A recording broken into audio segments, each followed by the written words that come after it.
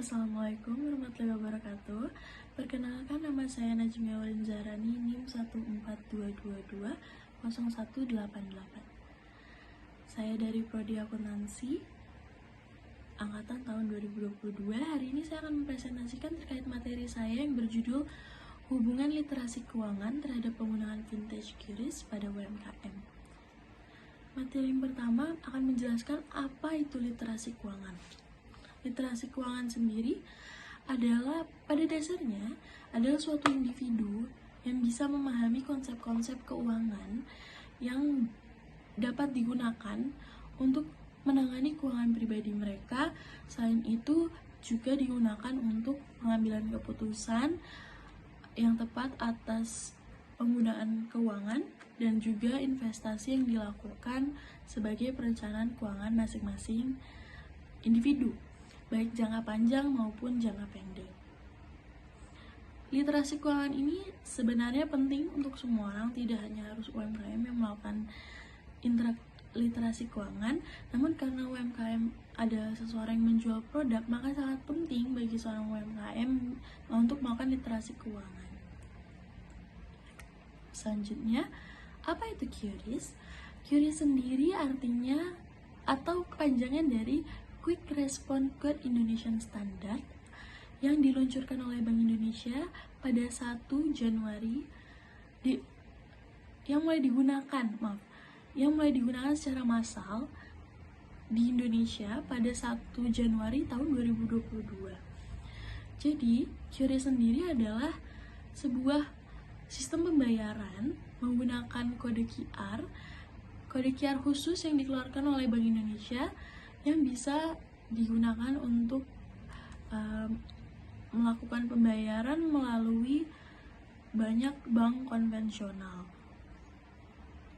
Jadi QRIS sendiri ini bagaimana bisa terbentuknya adalah ketika di tahun tersebut, tahun 2019 sampai 2020, Bank Indonesia itu merasa bahwa banyak sekali bank-bank dompet digital maupun bank konvensional yang mengeluarkan kode QR pembayaran khusus masing-masing dan membuat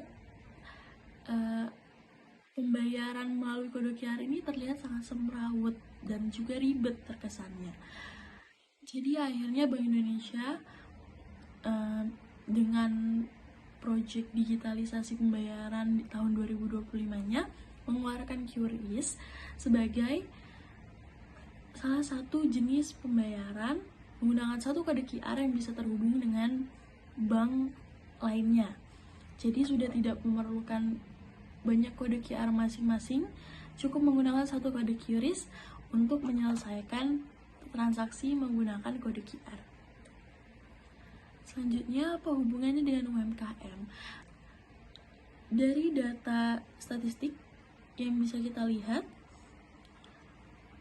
di tahun 2022, sebanyak 94,1 pengguna QRIS adalah UMKM dengan nilai transaksi sebesar 12,2 triliun rupiah.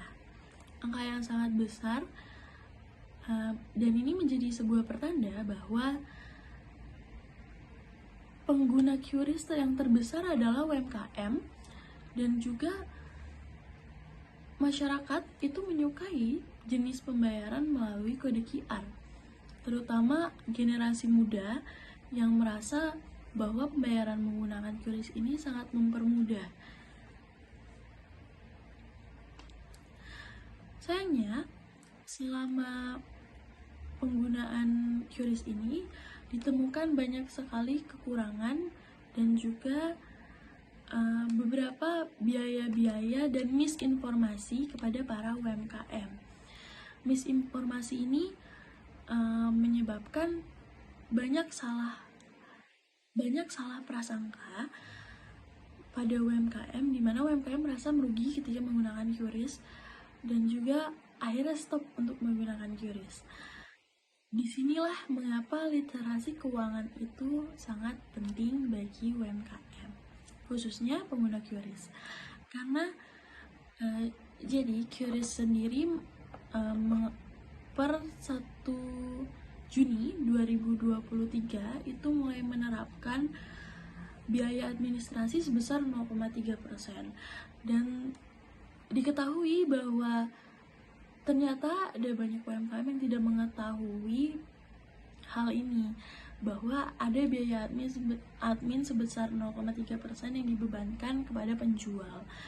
Ini membuat penjual merasa mereka akan merugi karena keuntungan mereka akan terpotong sebesar 0,3%. Maka dari itu, literasi keuangan ini sangat penting bagi penjual agar dapat menghitung kembali atau melakukan penyesuaian harga terkait harga jual masing-masing dan tidak berhenti menggunakan QRIS sebagai metode pembayaran. Karena sayang sekali apabila di tahun-tahun selanjutnya pengguna QRIS akan semakin menurun hanya karena misinformasi dan juga literasi keuangan yang berkurang, karena digitalisasi pembayaran ini juga merupakan salah satu pertanda kemajuan sebuah negara. Jadi bila penggunaan pembayaran secara kode QR ini menurun, juga bisa mengindikasi bahwa terjadi penurunan